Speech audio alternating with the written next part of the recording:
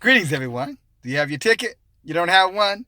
No problem, my friend. Just hit the subscription button below. Come on in. Hey, guys, DFG here at Gideon's Flight. Hey, excuse my appearance. I'm a little sweaty. I'm out here getting a little exercise, trying to, stay fit. You hear me talk about it all the time. The young folk, middle-aged folk, and old folk, especially copper-colored people, no excuse for you not to be taking care of yourself.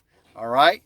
You want to live long, you want to live strong, then you got to put a little effort, into keeping yourself in good condition. All right? Eat right, work out, drink a lot of water, keep a healthy mind, read, study, learn. All right? All right. Moving right along. Hey, guys, I wanted to take a moment and just follow up on the video that I did a couple of days ago.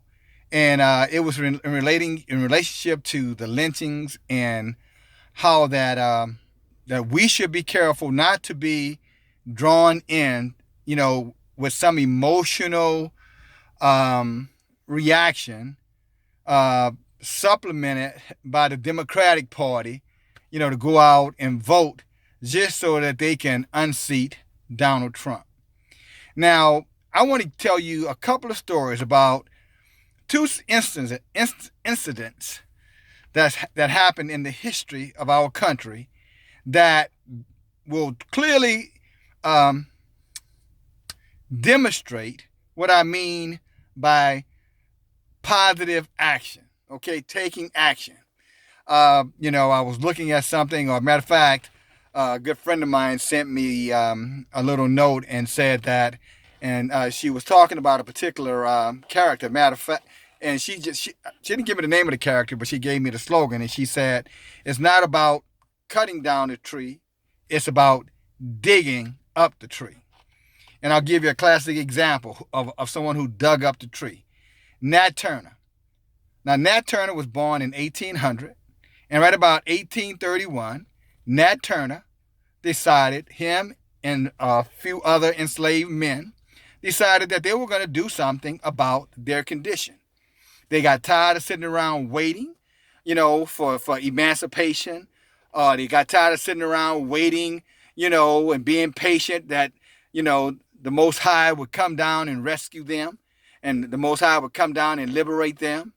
They understood that if the Most High was going to react for them, they had to demonstrate and react for him. And I'm going to say that again. They understood clearly if the Most High was going to react for them, they had to react for him. And that's a good metaphor for life. You need to keep that in the back of your mind. But with Nat Turner and a few of the enslaved men, what they did is that they overthrew, their oppressors. And in about a 2.5-day time span, they pretty much liberated several plantations and had and enslaved men and women who would go along with them. And they also, to break the yoke, they took some lives. Yes, they took some lives because the oppressors had been taking their lives and taking the lives of their family and their ancestors for hundreds of years. So they understood that violence, only responds to violence. You've heard me use, there's a scripture, look it up. It says, in the kingdom of heaven, there was violence, and the violent taking it by force. So that's a time for all things. Ecclesiastics tell you that. I think it's chapter 9. It says it's a time to kill, a time not to kill. So, so there's a time for you to fight back violently if that means protecting, defending, and liberating yourself.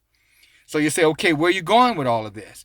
It goes right back to, cutting down the tree is, again, saying, okay, we're going to get together and we're going to vote and we're going to remove Donald Trump. That's we're going to help the Democrats, liberals, to remove Donald Trump. But we shouldn't expect anything in return outside the fact that we gave them some assistance. We became a tool in their hands to help them cut down the tree. Now, digging up the tree means something totally different. Digging up the trees meaning, no, we're not going to go and vote for you. We're not going to support the Democratic Party or any other kind of party, political party, that's going to unseat Trump until you, Democrat Party, or any other party who are soliciting our vote, change the conditions in this country where we are no longer treated as second-class citizens. I'm going to say that again. Change the conditions in this country so that until we as copper-colored Hebrew Israelite people and others, brown people mainly, talking about, Hispanics and those groups, until you, Democratic Party, decide to get out and present some legislation that changes our condition, where we're no longer considered second class, or not considered, treated like second class citizens.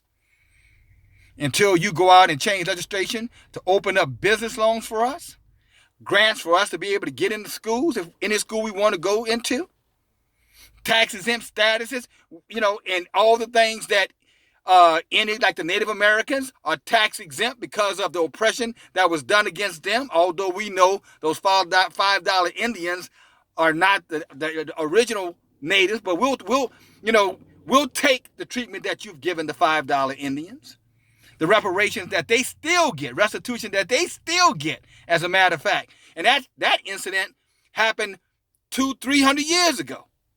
So since Senator McConnell says that no one is still alive who had anything to do with enslaving of people of color, so-called African Americans, then Mr. McConnell answered this question.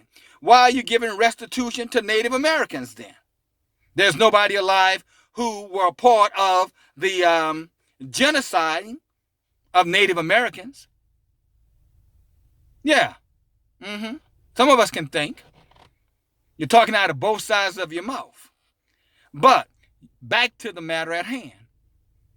People of color, do not give them your vote. Make them dig up the tree. Forget cutting it down. Dig it up by the roots. In other words, change the whole economic system, the judicial system, the legislative system, and the executive system. Put laws in place on the books that help and assist aggressively people of color to come up and be treated the same way that you treat yourselves and those of your kind. The exact same way. We don't care if you still want to look at us as second class, and you look at us any kind of way you want to look at it, but we want to be financed, paid, supported. The same way you finance, pay, and support yourself and those of your kind. Until then, forget our vote. Hear me, my friends. Do not give them the vote. Do not cut down the tree for them. Do not allow them to cut down the tree by getting your vote and doing nothing. Dig it up. Just like Nat Turner and those enslaved men did against their oppressors. And I'm going to tell you about another fella. Now, as I told you, Nat Turner was born in 1800, the year 1800. There's another man that was also born in 1800. His name was John Brown. John Brown so happens to be a white man. John Brown detested slavery. He detested racial injustice. And unlike many of the liberal whites out here today and idiot blacks out here today, he put his money where his mouth was. I was talking to somebody, and they were telling me that someone that they know that's Caucasian was watching When They See Us, and how shocked and disappointed they were, when they saw that. And, my question was, good, they saw it, but now what they going to do? What's next? They saw it, they felt bad about it, they were shocked and appalled, and I guess they're going on vacation next week, right? You see, that's not putting your money where your mouth is. I'll be honest with you, I don't need anybody coming in and telling me about how bad they feel about, how people of color are treated in America. You can keep that. Put your money where your mouth is. Take action. Just like John Brown did. Right about 1856. John Brown gathered about 21 men went to an armory in Harper's Ferry, Kansas. If I want to, I think it's West Virginia now. And they took over that armory, and they took some heads, shot up some people, and he was trying to get weapons out of that armory to go out there and pass along to all of the people he saw that was enslaved along his path. Everywhere he knew there was a plantation, he was going to provide them with guns so that they could assist themselves, and he was going to take part in it with them to overthrow their bondage, to overthrow their chains. Now, ultimately, he was captured and beaten and hung, but you know what? Again, he took action. In other words, he dug up the tree. As far as I'm concerned, all you liberal people, you white liberals and white Democrats who are so, pro-racial justice, who are so anti-injustice, why don't you have pictures of John Brown all over your homes? I mean, after all, that should be your hero. The ultimate abolitionist. The ultimate warrior of justice. Where's John Brown's pictures? Why isn't one of your heroes? Well, maybe you didn't know. Now you know. So maybe when someone else come visit, you can say, hey, DFG, here's my John Brown picture right up here on the wall. But we're not just looking for pictures. We're looking for action. So if you feel bad about the Central Park 5, or if you feel bad about the police officers pulling a gun on a 5-year-old girl and her parents for taking a damn Barbie doll out of a damn dollar store and tell them to put their effing hands up, I'll shoot you in your effing head. A 5-year-old little black girl had to go through that, so-called black girl, and her parents had to go through that. And yeah, everybody's talking about it. And yeah, they ought to sue or they're going to sue. Okay, fine. They need to sue. But my question is, what are you going to do? What are you going to do to ensure that this kind of injustice stop happening? Because until you start showing us what you're going to do about the judicial system, then, we're not cutting down your trees. You cut down your own damn trees. If you want Donald Trump out, you figure out a way to get him out. That's not our problem. That's your problem, as far as we're concerned. When our problems become your problem, then your problem becomes our problem, and we all start solving our problems together. Until then, we don't even want to talk about it. Oh, and by the way, reparations. Again, you're giving it to the Native Americans. You're giving it to the Jews. You gave it to, to the Japanese from the internment camps. What are you hiding? Why don't you want to give reparations to the people who built the building of the foundation of this country? What are you hiding? I think you guys know more than you want to tell. I think when you guys start peeling back the layers of the onion, you're going to have to admit that we weren't from Africa. You're going to have to admit that we were always here. You're going to have to admit that those earlier history books that said when they came here, they saw copper color Aboriginal people here, brown Indians here, so-called using your term. You're going to have to admit that those people were calling themselves Hebrews. You're going to have to admit that the chosen people were here, and they're still here. But if you admit all of that, you got to go back, man. Your whole religious infrastructure falls down. Your financial structure falls down. Your racial superiority structure falls down. And then you may even have to confront the fact that you may be on your way to hell when you die. I don't know. I wonder what you're hiding. Is it about reparations or not wanting to compensate us?